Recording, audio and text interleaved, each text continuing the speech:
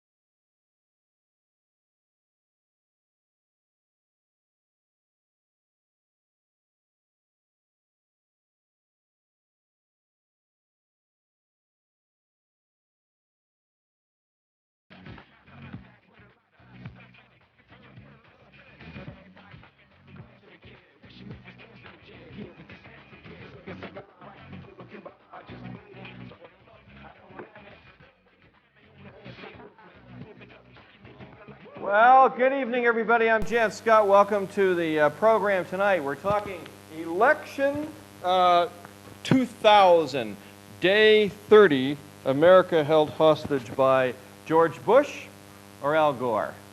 We're going to talk about that. We have Bob Greenlee is going to join us in a little bit.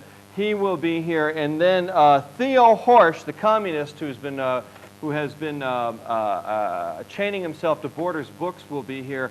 So it's going to be interesting. We have Bob Greenlee, Republican capitalist, Theo Gorsch, communist. That'll be kind of interesting. And day 30, America held hostage. Bill Clinton said today, hey, 4 more years of me, why not? Hey, the election can go on for 2 months. He doesn't care. What do you think? All right, we're going to talk about that. Also, we have a Marine tape we're going to play later in the show. Today is December 7th, 1941. The Japanese bombed Pearl Harbor. And incidentally, Gabe Lee, our director at Boulder High, is going in the Marine Corps on the July 27th. Right, Gabe? That's right, Jann. Yeah. All right. And I saw you made something. You made something up for Tojo. What was that? Can we put that up? Is that possible? I know. I'm surprising you with this. This is a special. Hey, Tojo, tell it to the Marines. We won, you lost. Okay, anyway, we'll get to that later on. What else are we going to talk about? Oh, there was this black man, that'll be later in the show, who was arrested for pimping today, pimping white women. So we're going to talk about that. Also, these 2 boys that shot these other 2 boys and killed them, we're going to talk about whether or not they should be getting the death penalty out of Boulder, Colorado. That's going to come later. But first, the election. Let's welcome to Jann Scott Live, Bob Greenlee, former city councilman and capitalist. Hi, Republican. Hi, Bob. Hi, Jann. How are you? Very good, sir. Good. One of the most successful people in Boulder, a great all-American story. And we always make it a habit to talk about people's wealth on this program. No, I don't. I won't get into that. But we're going to have you on with Theo Gorsch in a little bit if he gets here. He's at a cooperative meeting, at a communist meeting right now. By the way, did you know that Nightline started the same way that you have categorized tonight's program? I know. 30-day held hostage. Do you think this means something? Well, and do you notice see that little graphic up there, the red, and then the one that's our Nightline kind of graphics Gabe sort of came up with. Yeah. I know. I like that. You're going to miss Gabe a lot, I think. Oh, I'm going to slip my wrists when he leaves. Yeah. Today. Well, I mean, where are we today? Today we're in the courts, and it looks like Gore is trying to get one of the county judges to. What the heck's going on? I'm so lost. Oh, well, it's complicated. Well, where we are is we're in the courts, and that's where we're going to remain until the courts make a decision that is going to almost appear irretrievable as far as any possibility of going to a higher court or trying to seek redress. And I ultimately think that Vice President Gore will probably end up conceding the election within the next week. Yes. Well, that's interesting if he does. The black judge, they were going to throw out a bunch of votes, and he was supposed to do that by tomorrow. If he does, that'll put Gore ahead by several thousand, at which point it'll go to the state legislature in Florida, and then eventually it'll make it to the Congress, in which Gore and Lieberman will vote on it, and Gore will be president. Well, if what's going on is any indication, no matter how the judge is going to rule, whichever judge it may be, except for the Florida Supreme Court, it's likely that the opposing side will appeal that decision. Ultimately, then it will go back to the Florida Supreme Court. But frankly, I think that the Vice President is going to see the handwriting on the wall, and it's going to depend on an outcome that would look favorable, again, to Mr. Bush before that happens. But I think we're going to see that happen in the next week. You do? Yes, I do. Do you have friends in Washington? No, I don't. No. I just have the feeling that this thing is going to come to a conclusion within the next week. You don't think? Well, I mean, if it goes to if Gore gets his votes, he's not going to let this go. If any judge gives Gore the election, then we're going to the Supreme Court and we're going to the Congress and the Senate.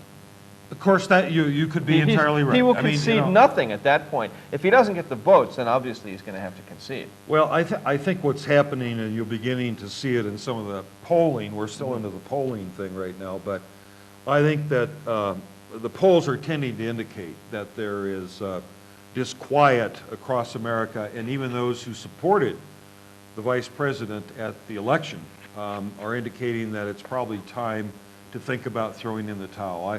If you look at all of what's going on and the possibilities, and there are a number of different ways this thing could turn out, but it seems like the momentum is in Mr. Bush's camp, and that I think the American public is getting kind of tired of the whole thing. This is a wonderful story for all of us. Oh yeah, absolutely. I mean, it's on MSNBC, it's on CNN, it's on Fox, it's on complete coverage on C-SPAN. There's more media in Florida now than there has been, just to look at it from a media point of view, you being a media guy, owning a couple of radio stations and having been around the news business. Yeah, absolutely. This has been a boon for the cable networks. There's no doubt about it. I mean, when you start to see a lot of these news channels almost having 24-hour-a-day coverage of this event, and over again, I think people are getting kind of tired of it. But nevertheless, it's been a boon for the media, no doubt. Oh, I don't know. I mean, we're going to look at a tape here in a while, but all the comics love this. I mean, everybody just, it's like, it's the great American story. We had Monica last year. Oh, yeah. And we've got the Al Gore, George W. thing. I'm reading the George W. book right now, the unauthorized biography, which he was pretty upset about. But and it talks about the family dynasty, the Bush family dynasty. And not flattering, but it is dynasty. They talk about dynasties, and of course you came up against the dynasty when you ran for Congress. You came up against the Udall dynasty. It's hard to run against a brand name, if you will, and certainly George Bush has that brand name. On the other hand, Al Gore does too. Al Gore does too. But Al Gore does not. I don't think he's got the power or the clout. And it's like Bush. To me, it's like I don't know what happened down there in Florida. It seems a lot of it seems suspect to me. It seems like Bush is Gore is right on target with everything that he's doing. I mean, some of these votes being counted the way they were counted in these machines, and I wouldn't be a bit surprised if Bill Clinton has the FBI or somebody, of course the FBI doesn't like him, in there investigating this thing right now as to what kind of criminal activity took place. Well, in there, that may have occurred. But I think the most interesting thing is, at some point in time, we're going to know why Miami-Dade canvassing board decided to pull out of the count that they were engaged in. There's got to be a story there that somehow is not being told, I think. I mean, I don't know what it is, and I'm not suggesting there's anything untoward. I'm just saying I think there's a lot more about that story that we haven't heard. 440-3572. Is that a call, Gabe? Oh, okay. The sound from, if you want to join this conversation, talking with Bob Greenlee. Do we have his name? We should put his name up. We've got one for me too. It shows that he's a Republican. Bob Greenlee is here with us this evening.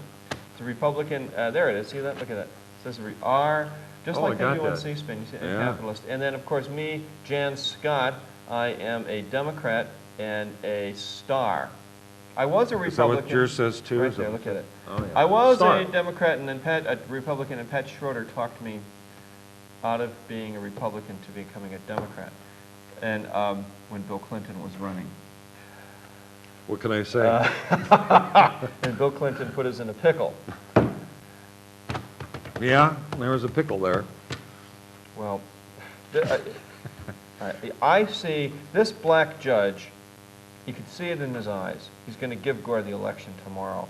And then we're going to have us a good old American political fight. I mean, a real one. And I'm not talking about, you know, bloodshed or any of that nonsense. I don't see any of that happening here. But I think we're, you know, we're in for it until sometime into January or later.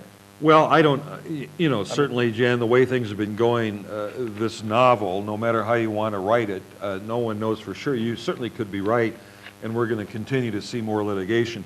Obviously, no matter how the judge rules tomorrow, it's likely that either camp will appeal it, it will go on to the Florida Supreme Court, become embroiled in that. I can't imagine that the Supreme Court in Florida is going to do anything but uphold the viability of each county election canvassing board sort of making its own rules and judgments about things. I think that's been fairly consistent. You think that Gore will concede? Yes, I do. And then when he concedes, it'll be the end of it? Or you think there'll be continuing lawsuits or continuing investigations? Or do you think he'll do what Nixon did in the close election of 1960 with Jack Kennedy? I mean, I remember the day. I was 14 years old. And he said, that's it, he concedes. Everybody was surprised because he didn't lose by much. No. Well, you know, there are a couple of suits that are pending that have not been brought by either Mr. Bush or Mr. Gore. There are sort of private suits. And assuming that the litigants want to continue with those suits, that would likely happen as well. But I don't know, you're right. Who could have thought this one through? And we are where we are. And have you recovered from your congressional race with Udall? Because you had some suits of your own, didn't you, against his campaign? Yes, absolutely. And there are laws on the books in the state of Colorado and elsewhere that address and talk about, I think, exactly what occurred in my race, and that was sort of a vicious last-minute attack, not based on the truth and the facts, but nevertheless, I guess that's what you encounter in these days. But did you actually think a guy from Boulder, Colorado, who was on city council, did well in our city, was going to go up against the Udall dynasty and not have them come out just slugging like hell? Look at Hillary Clinton spent, what was it, $89 million in New York. Yeah. And I mean, and I don't know what Cuomo and the other guys spent. I think it was in a total of 67 spent by the Republicans. I mean, it was a slugfest. And with the Udall dynasty in the West, I mean, you have Mo Udall and the head of the Department of Interior in Arizona and all that. I mean, well, you saying I was naive? I don't think I was naive at all. Yeah. As a matter of fact, all of the polls, and we were doing polling and other people were doing polling, but it showed us ahead up until about the last week of the campaign when they decided to go negative, and I think that did have a big impact. Well, not naive. In Boulder, in our politics, they've always been nonpartisan politics. You know, a person in theory, yeah, would run on his or her merits, essentially. Yeah, I think there's been a myth that's been created around that. I don't think it's true. You won. Tom is in there. You know, Tom's Tavern and Wriggles.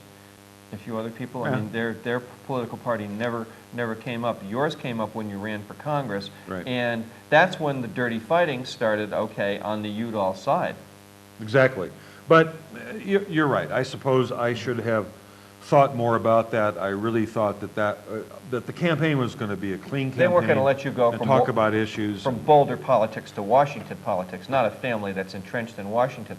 And I'm suggesting to you that the Bush dynasty, you know, and the Gore dynasty may have, you know, involved themselves in a little illegal activity in this in Florida. I don't know about illegal activity, but they've certainly been involved, obviously. And I heard interestingly tonight that it may all come down to Jeb Bush having to make a decision if this thing does get into the House of Representatives with two slates of electors from Florida, and the dynamics of that and the questioning as to whether or not the vice president can vote in the case of a tie. I don't think he can, but I mean, it's quite likely that this could go back and that Jeb Bush would be the person who makes the final and ultimate decision. Bob predicts it'll be over in a week. Gore will resign. I predict March. And the longer it goes on, the happier people are going to be with Bill Clinton on both sides of the aisle. That's what I think is going to happen. I don't think this is ever going to end. Did you ever see the cartoon that was in the Denver Post a couple of weeks ago? It was a cartoon of Bill Clinton leaning back, and the little bubble over his head said, "Define leave office." Yeah, we're going to get down to that. So also, how have you been doing? What have you been doing since the last time we Well, saw I'm you? kind of semi-retired, and I'm enjoying that. Have two grandchildren, a grandson who was born about 2 months ago, so doing a lot of traveling, family things. I'm still involved in a number of nonprofit organizations and spend time on those, so there are always things to do. You folks back there in the control room, come on here in the studio. We got seats for you. Listen, have you bought or sold any more radio stations? No, I'm completely out of the radio game now. It's a completely different business than it was, years ago. No. So you are out of it, yeah. Out of the broadcasting business. So what do you own now? I know you have some casinos, gambling casinos. No, I own stock in a gaming company and a stock in the restaurant company. Yeah. And I serve on the board of some other companies, but that's about it. That's going to lead us to our next segment. Now we're going to run this tape. This is a comedy tape on the election, and then joining us will be Theo Gorsch will join us in a minute. He's the guy that chained himself to Borders books. To the glee of half of Boulder, and the other half were like, "Oh my God!" No, I don't know. Anyways, but have a look at this. This is what David Letterman and a few other people have to say about what's going on down in Florida, and then we come back. Communism versus capitalism on Jan Scott Live.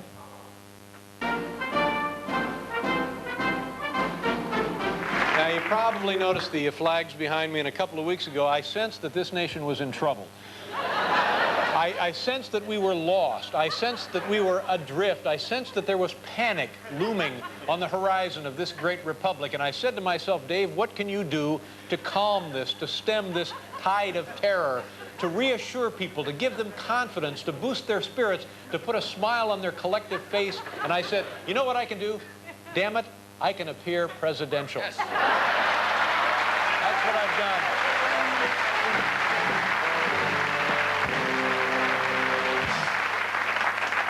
So here's how this happened. George W. Bush on Sunday, I think we have a picture, he had 2 flags. There's George right there. He's got 2. Yes. Last night, Al Gore, he says, well, I need more than 2. He had 8. Dick Cheney then nearly doubles it. He goes to 14. How many do you have up there? Oh, we have 12. We have 12, ladies and gentlemen. Fair enough. 12 flags. Since the whole election has taken on a carnival atmosphere, we're going to decide, this is the wheel of decision, the wheel of wonder. Normally the wheel of wonder, tonight the wheel of decision. Right. On one side is Mark Bush, the other side is Mark Gore. For the Florida people, this is the Gore side. This is the Bush side. Okay, you understand? Everybody understand? Okay. All right, here we go. Let's see. I'll give it a good spin. All right, it's going round and around. Let's see. Could go either way. All right, let's see what happens here. Could go either way. Oh, it did. Ow, what are the odds of that? What are the odds? Well, the big impact of Letterman and Leno have been that they've made these characters running for president the bigger cartoons than they already are. Chris Matthews playing hardball. We also ask... Always be with us. Political humor only reflects the values, morals, and mores of the times. And I guess the humor we've just seen reflects this campaign. It reflects what we now know to be a Hobson choice as foisted on the American voter. We have just seen an extraordinary dynamic in this country. Saturday Night Live arguably has changed this presidential campaign because of their scathing critique of the first debate and Al Gore's performance in it. What makes your plan superior? Jim, I'd like to interrupt here and answer that question as if it were my turn to speak. It is said that Al Gore changed completely his tone and appearance and manner for the second debate. And then it is further said we saw a third, in effect, a third Al Gore for the third debate. You have, think of this, a late night weekend comedy show in its 25th season that is having a hand in calling the tune in politics and political coverage in this country. It's pretty extraordinary stuff. But we have to take heed and learn something from all this. First, democracy's strong. There are no tanks in the street, no troops surrounding the White House, and we'll get through this. And one of the ways is humor. Not be afraid to laugh at ourselves. Not to turn on TV at 11:30 and be frightened, but to roar with laughter and to watch Saturday Night Live and just absolutely uproarious about their parodies of the candidates. That's part of our strength as Americans, that we know how secure we are by our ability to laugh at one another. One of my favorites is this T-shirt, Gosh, G-O from Gore, S-H from Bush. Who will be the next president? This says it all. America, as long as we keep laughing together, I have no doubt we'll be able to govern together. You know, the great thing about these comedians is that they've recognized that this isn't just a recount of an election. This is a national jamboree. We're all getting together for this thing. We're all celebrating how the American government works. We're learning how it works. And so far, no bonfires. This has been a great positive thing, and we've had comedians to help keep it funny. Thanks, Chris, and thanks to all of you. All right, back here in studio, Jann Scott Live's the name of the show. That's it for our election coverage. We will continue Fraud 2000, or whatever you want to call it, next week. Bob Greenlee remains with us and joining us, shaking more hands. I wasn't next to Wait. We'll bring them back next week. Okay. Theo Gorsch joins us. He's a man of renown. Been here in Boulder 4 years, 20 years old, a massage therapist. He's the president of the food co-op in Boulder. Has working on a master's degree in philosophy, and recently chained himself not once, but twice. Just once to Borders Books. And why? Why? Well, we've got to look at it first of all. What happens when corporations begin taking over the community life of any town? And corporations are going to inevitably do that if they're running most of the businesses there. So that's one issue. The one issue we're looking at is the corporatization of our culture, our political system, our communities. The other issue is the monopolization of the book trade. And this is what Borders and Barnes & Nobles together are doing. They're taking over the book trade, which is resulting in less books being published because there are less small independent booksellers and publishers to sell these books. And when you have less books that are being published, you've got less thoughts that are being thought, less ideas that are out there, which ultimately means our ideas are being shaped by this monopolization. Let me just address that issue right there. And would it be fair, incidentally, to call you a communist? No. No, you're not a communist. No. Okay, because you said commie would be okay. No. Oh, I said you call me a commie, but no, I'm not a communist. Actually, I look at what I'm supporting is as supporting a free market system that's starting to collapse because it's becoming so monopolized by a few powers. The notion of a free market system is that you have a bunch of different businesses that are competing with one another, that's benefiting the consumer, that the businesses are keeping their prices down. When you start to have the system become monopolized, and you're on the way to who knows what kind of system. But, go ahead, Bob, jump in. Do you have any thoughts? Well, I don't know. So restricting access to a store is a way to address the issue. Well, if we look at, I think it actually is. There are a couple of reasons I feel like it was very appropriate to do that. The first is that communities regularly kept businesses out of them up until the late 1800s. I think that's a regular part of American history, that corporate charters were denied in various states and local communities. And it wasn't until the corporations were considered to be individuals that you couldn't prejudice a corporation by keeping it out.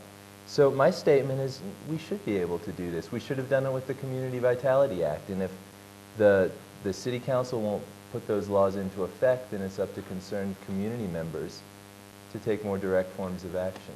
Borders Books, okay, I want to start with something you said about that. Borders Books has 150,000 book titles, okay? They have 50,000 music titles. Now, as an example, Bart's or Tower have 15, this is music now, they have 15,000 titles in music. So Borders comes to town and they have 3 times the number of titles. In classical, jazz, New World, local, they have an entire local section.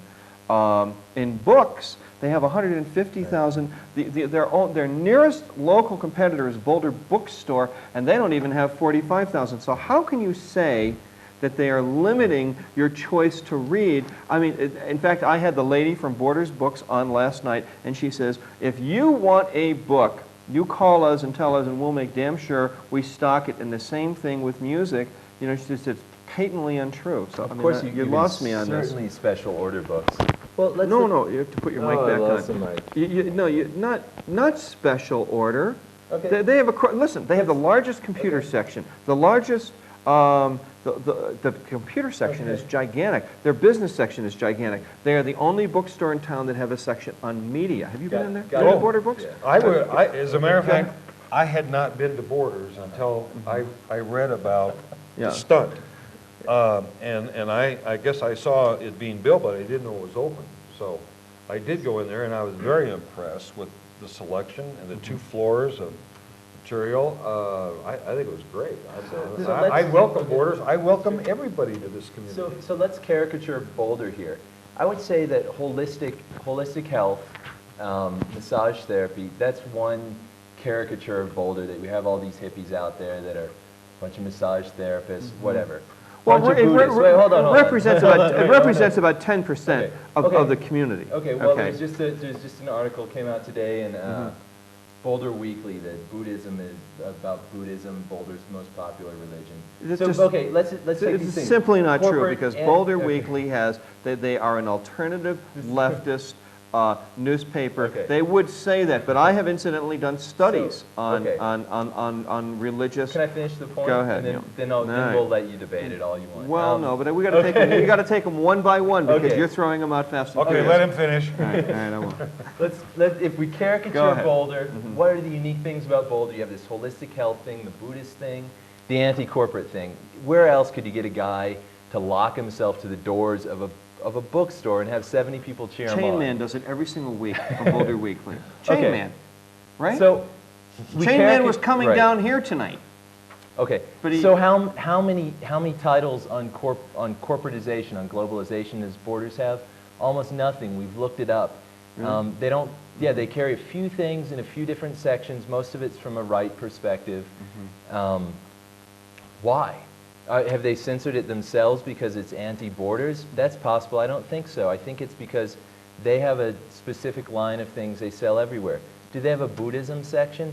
That's huge. The Boulder Bookstore has a tremendous Buddhism section that gets plenty of business. They don't have that. They don't tailor their stores to the community they open in. They have a formula. I won't disagree with you that it's soulless.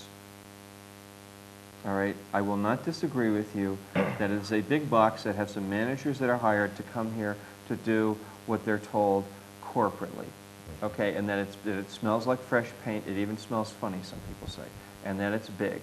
But I'm here to tell you, in 1 year, knowing the history of the Border brothers, okay, who set up the first bookstore, they set a bookstore up based just on what you're talking about, that they will find the heart of this community and they will capture it. I wonder if they'll find the heart of the community or they'll reshape our community. And that's what I think they'll do with most communities, and that's what I think corporatization has done with most communities, and that's why the term globalization... let me address this to Bob Greenlee. Can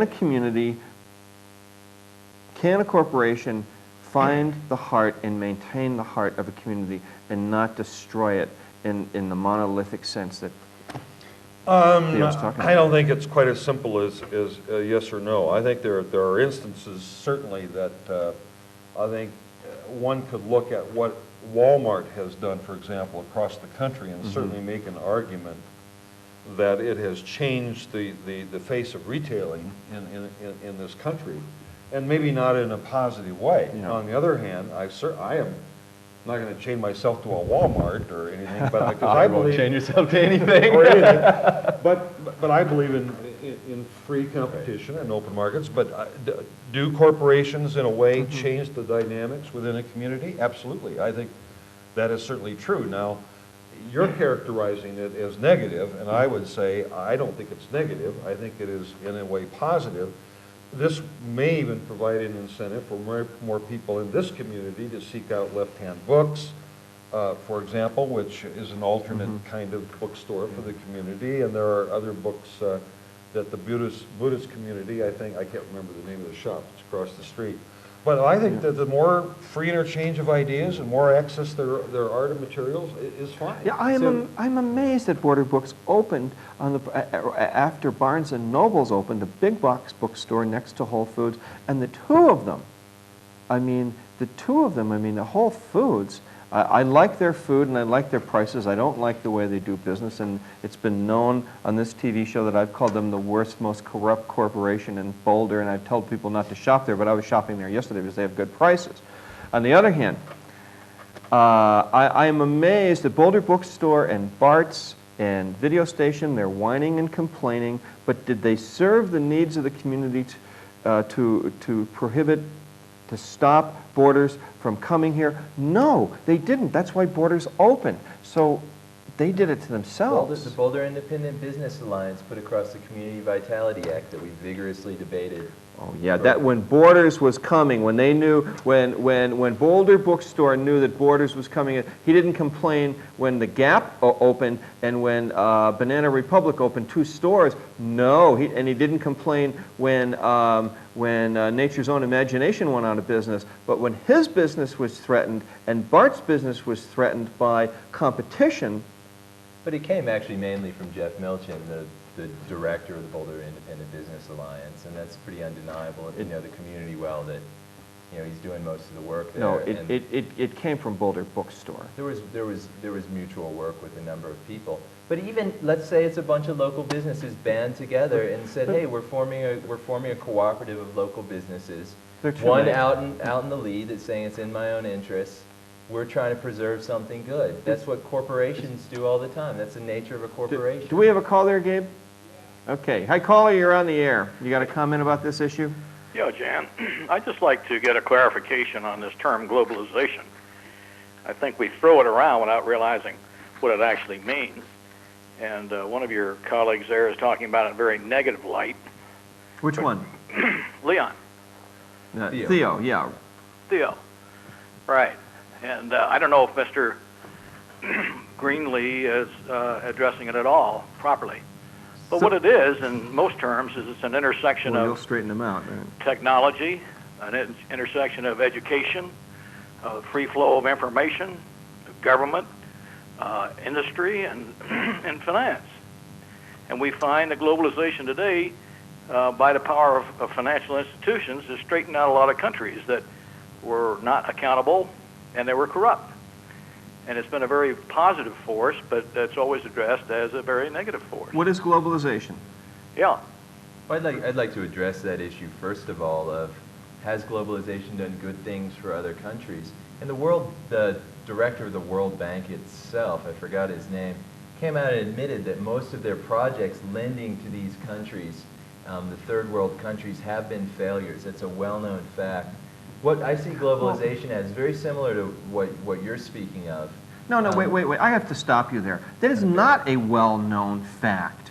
I know you guys like to protest the World Trade Organization, and the World Bank, but the World Bank, between the United States and Germany, we are the ones who are the World Bank, and we have done nothing but boost the world economy. The world economy is in great shape because of the WTO. Depends on how you add it up. Because of the WTO. I mean, Well, it's not everybody's going to get $15 an hour jobs. We have put jobs in countries and in places, you know, like India and Mexico, where there were no jobs, people weren't going to work. You guys complain because when people were starving and had nothing to do, now they're going to work for 45 cents an hour. Well, you want them to make I mean, it's just not going to happen. And the world, you know, the world economy, never mind, I can go ahead, Bob. Actually, well, I mean, what I would like to see is that these countries have more autonomy. I think they were much better on their own when they did. Have you been to India? Well, I've been to India. India is a scary-looking place now. And it was not, and the reports I hear is that there was some sense of community 10 years ago, 20 years ago, certainly. What it is now is it's a bunch of hungry people that don't even have a sense of community. Well, I've been to India, and I totally disagree with that. You might find poverty and hunger in isolated portions of India, but I think that was one of the remarkable things about having been in India is sort of hearing about the problems that you've identified, and we certainly didn't see it. We were throughout India, and I think that, sure, there are problems that that nation has. There are other problems that all third world nations have, but I think we're slowly addressing those. India, listen, I'm an expert on India. Oh. Okay, India has two problems. One is it has the highest alcoholism rate in the world, bar none. It doesn't matter why, they drink, that's why. No, they have it because they drink and it's so available, which is why women went on rampage twice in the past decade to burn and destroy liquor establishments. The other thing is in a lot of the religious sects in India, people believe that if they're born into poverty, they're destined to be in poverty. And we have tried, both the Americans and British have tried over the past 50 years to try to, you cannot help people who don't want to help themselves, who believe that they're supposed to die in starvation. I mean, they have the Ganges, the most fertile river basin in the world. They should be growing their own food and producing like crazy. Time out. Can I get into this? Yeah, go ahead. And then last comment. Okay. Back to globalization. We keep talking, Theo, about the World Trade Organization and the World Bank. I served on the International Committee, U.S. Chamber of Commerce for 10 years. What's your name? Dr. Kennedy. Howdy. We've had you on the show before. You've called us about Africa, I think, once. Right. I lived in Africa for quite a few years. But at any rate, the point being, it's not just the World Trade Organization. It's IBM. It's American Airlines. It's American Express. And in India, they're processing our reservations and processing our accounts from American Express tonight. And that's probably the home of the best programmers in the world, with the exception of the United States. So when you beat up on globalization, don't just talk about the World Trade Organization, World Bank. Talk about these companies that are transferring their technology and resources and educating people all over the world. And globalization is a lot more than a bookstore in Boulder. These companies are in competition on a worldwide economy. I agree. I think that's a wonderful point. We need to be looking at all the sources of exploitation. Thanks for your call. Yeah. I think he left. All right. I would also open lines here. 440-3572. Let me reintroduce everybody. Theo Gorsch is with us. He chained himself to Boulder, not Boulder Bookstore, but Borders Bookstore. Bob Greenlee, former city council person, Republican capitalist. Theo was a communist earlier today, but says he's not. And I, of course, am a Democrat. And misguided. I'm a misguided Democrat. Yeah. I may be. I'm what you would call, dare I say it, I'm what you would call a conservative Democrat. And there are not many of us around. Let me think about that for a minute. I'll think about that for a minute. Think of it's our life, our culture, and our community. You wanted to bring that up.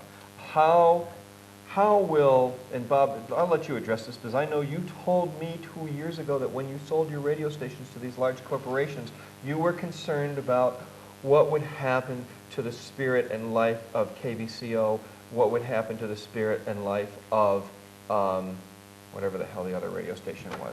The Peak. So, yeah. Yeah. Well, no, and that's true, and I do, and I think that they're sort of good and bad and everything. But I've looked at the broadcasting industry over the last 10 years that I've been out of it, and I certainly can't look back and say that it's been in any way improved or enhanced. I think that we've taken some of the heart and soul out of the radio industry, and I hate to see that, but you know, that is simply the reality. That is the way that things seem to be progressing and going, and sometimes these dynamics are there, and it's very hard to sort of change the direction.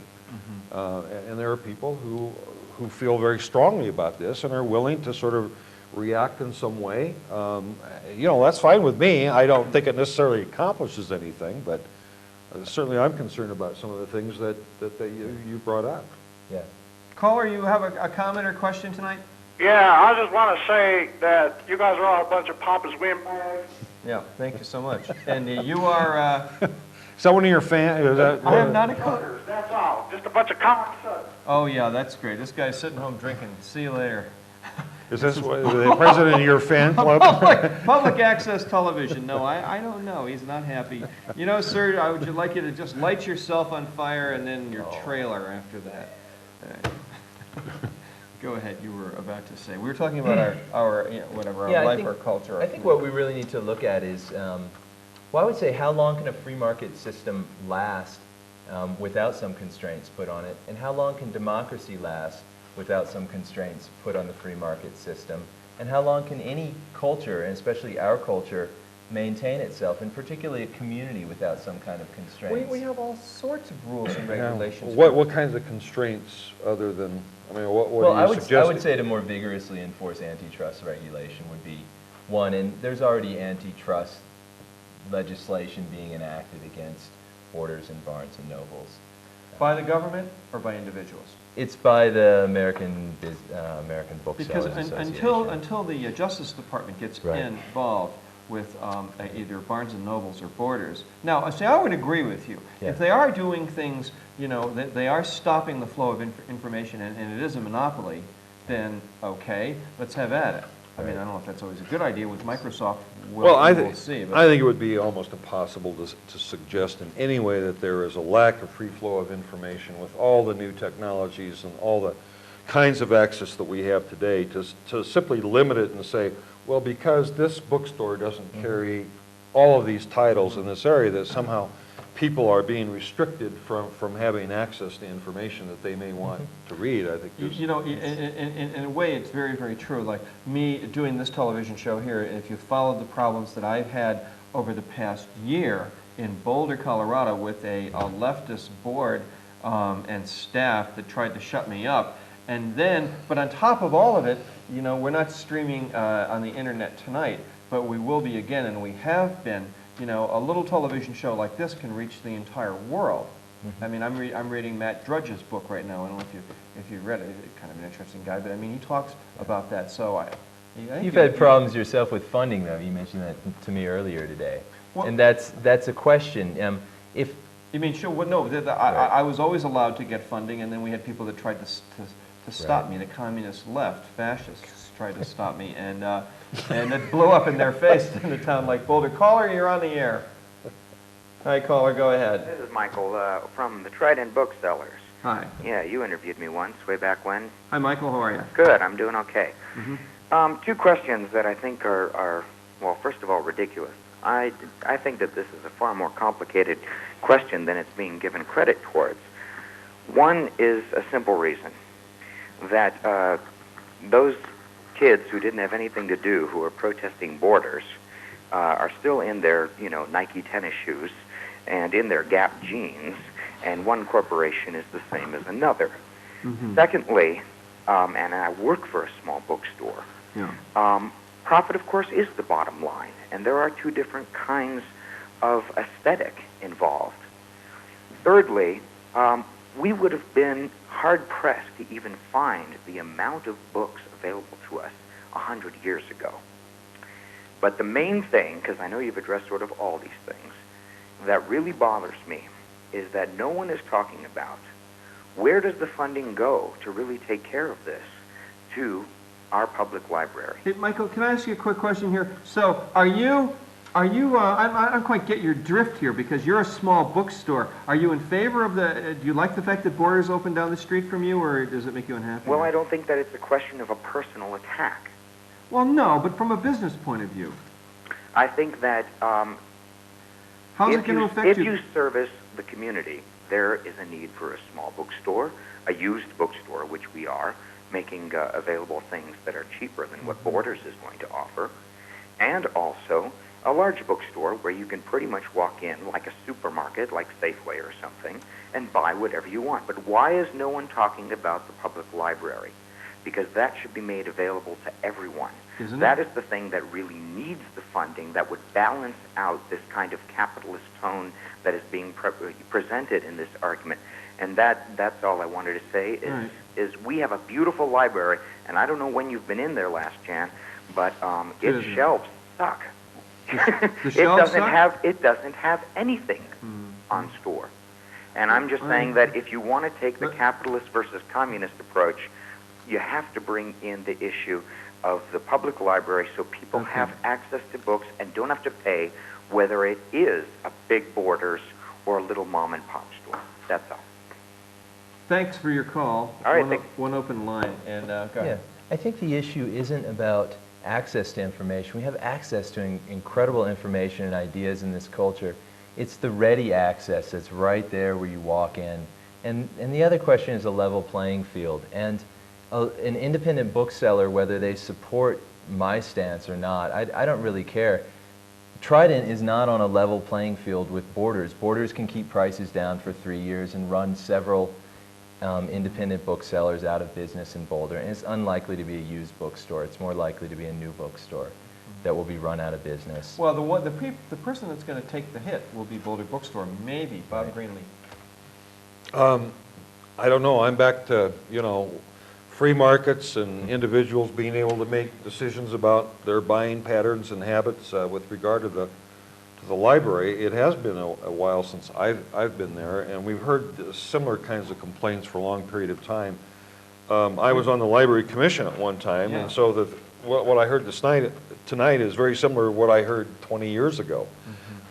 If there's a problem in that area, I suppose it should be addressed. And I'll tell you, one of the problems that's at the library, and nobody wants to address it, including the police department, and that is the pedophiles and perverts that hang out in there and accost children after school. And it came out during the homeless shelter thing.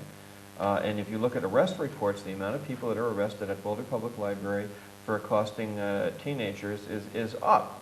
And we as a community let a certain part of this population destroy the Boulder Public Library and make it unsafe. And for that matter, people who go online and purview sex, and the library won't stop them for doing it because they say it's a free speech issue. And I'm like, what the hell's up with these? These are the same people, incidentally, who threw Nancy Drew out 10 years ago. So, caller, you're on the air. Questions for Theo, Gorsch, or Bob Greenlee? Well, I just have a comment for the caller that just called a couple minutes ago. I think that the reason why no one goes to the library anymore is because everyone has access to the internet, so they don't really have to go anywhere. They can just do it from their home. Well, but books, online books, are a huge failure. What do you mean? Oh, you mean look up information? Is that what you're talking about? Doing research? Yeah, do you exactly. Do that? How old are you, and do you go to school? I'm 17, and I'm out of school. I'm taking a little time off before I go back. But, like, did you do research papers online? Yeah, because really? Sometimes I can't get to the library, so then I have the internet right there. Okay, thanks for your call. Yeah. Libraries are things of the past? Oh, I don't think libraries are a thing of the past at all. I think, with technologies changing, I think the way in which they're used might be changing. But, here in Boulder, we're particularly blessed by having a university here, and I have gone to the university's library on several occasions to access things that aren't available in the community library. Yeah, I mean, we have a gigantic university library. I don't know. Somewhat intimidating, too. So far, listen, Theo, you have not sold me. I mean, the only thing I don't think I would have sold you. No, but I want to be sold because I don't believe it. But I think that we have to, we're going to have to learn. We have to learn in order to maintain, as you say, our life, our culture, and our community, and keep Boulder kind of an interesting, diverse place, and not have it turn into South Denver. You and the people that you represent in your collective are extremely important because you bring the issues of what happens when you're taken over by a dead corporation as a town, piece by piece. I mean, all we have to do is go up to Wyoming. What's the small ski town up there? Oh, Christ, I can't think of it. But I mean, all these little corporate stores moved in and took over the entire downtown area and put everybody out of business. Boulder, of course, were quite a bit bigger, but. So here's a question. Even assuming that it's right that they can come into our community, even assuming that it's best for our shopping needs or personal interests, that these corporations can take over our communities, at what point does it become shattering to our communities, whether we choose it or not, and at what point does it become shattering to our democratic system when some wealthy few hold so much power and so many other people have so little power? And I don't just mean wealth.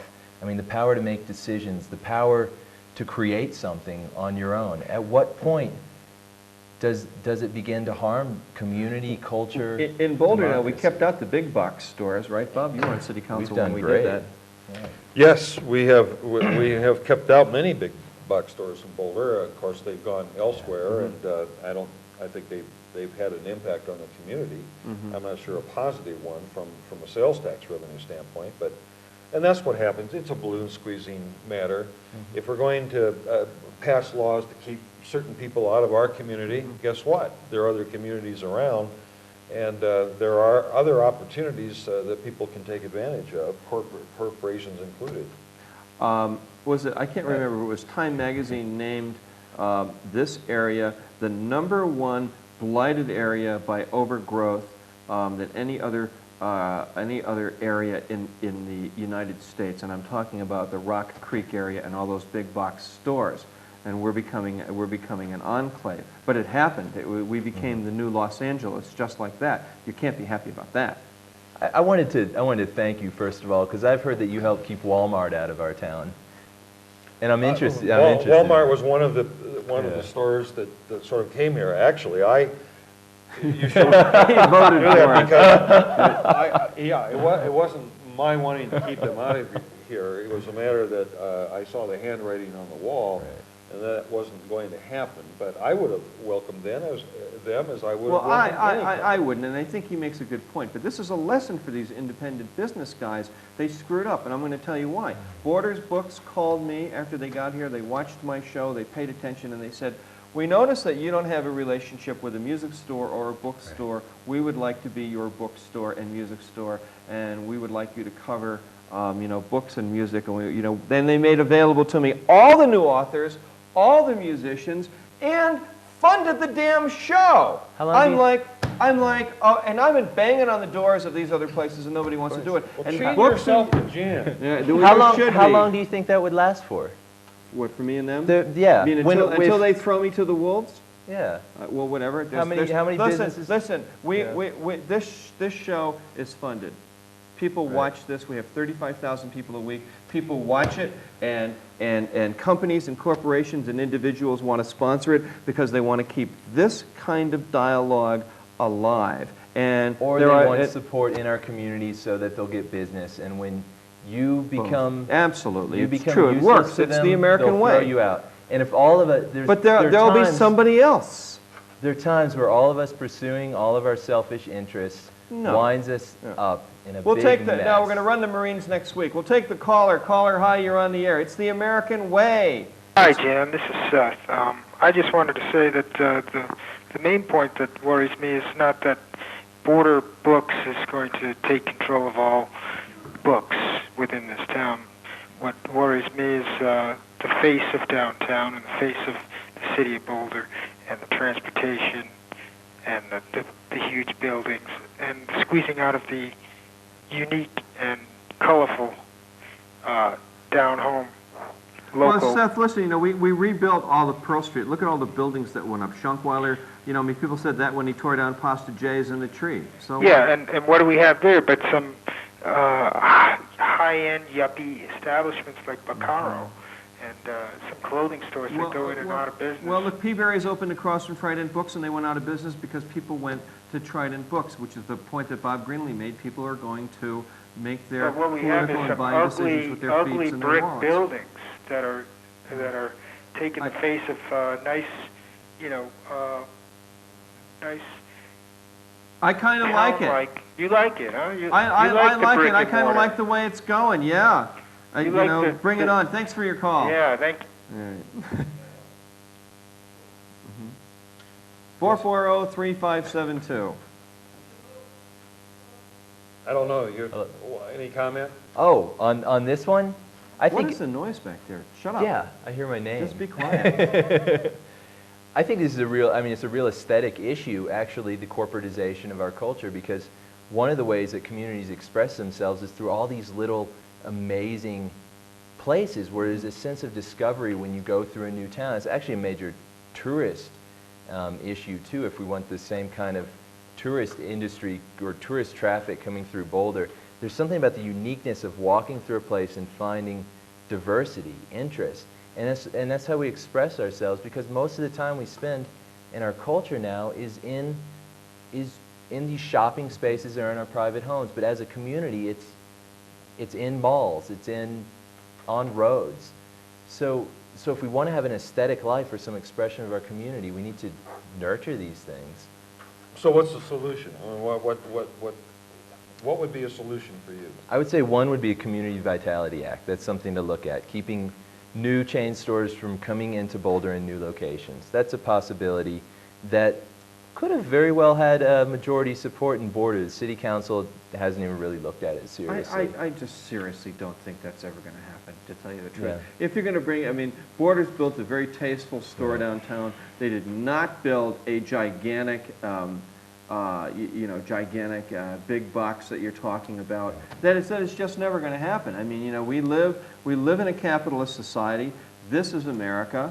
If the Boulder, you can roll the credits anytime. When Boulder Bookstore or Bart's, they brought this upon themselves. They did not serve the needs of the community, and they would have expanded. They would have taken care of situations and people in the community as need be. But it's not bad. I don't think it's bad. A time will come when the free market system will dig its own grave and it won't be free anymore. Then that's and it's happened in so many. There. You are a communist. No. Get out of town with this. Where's an example of that? Well, dig its own grave. Anytime. No, I said, but give me an example. Anytime. Of where that's happened. Let's look at Walmart and retail trade.